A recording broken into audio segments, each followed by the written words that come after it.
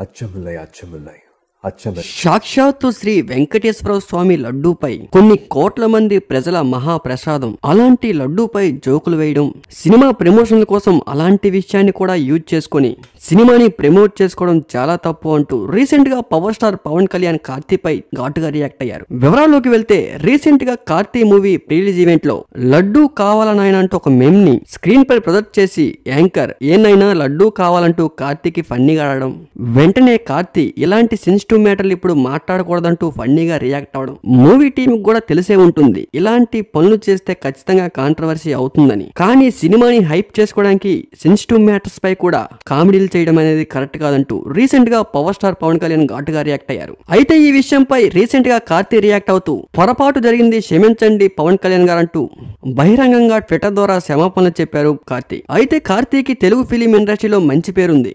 Cinema release అయితే minimum ఎంతో కొంత ఆడియన్స్ కి ఆ సినిమా రీచ్ అవుతూ ఉంటుంది. కార్తీ తమిళ్ యాక్టర్ అయినప్పటికీ కూడా తెలుగు ఫిలిం ఇండస్ట్రీలో చాలా మంది అభిమానులు ఉన్నారు. అలాంటిది శ్రీ వెంకటేశ్వర స్వామి మహాప్రసాదం కొన్ని కోట్ల మంది భక్తుల నమ్మకంపై కామెడీ చేయడం, సినిమా ప్రమోషన్ కోసం పబ్లిసిటీ కోసం అలాంటి మ్యాటర్స్ ని యూజ్ చేసి సినిమాని ప్రమోట్ చేసుకోవాలి అనుకునే ఆ దురద్వేషం అనేది కరెక్ట్ కాదు. అది పవన్ కళ్యాణ్ గారే కాదు, 2 తెలుగు రాష్ట్రాల ప్రజలలో ఎవరు కూడా సహించరు. ఇలాంటివి మరిప్పుడు రిపీట్ అవ్వకుండా పవర్ స్టార్ పవన్ కళ్యాణ్ గారు ఘాటుగా రియాక్ట్ అయ్యారు.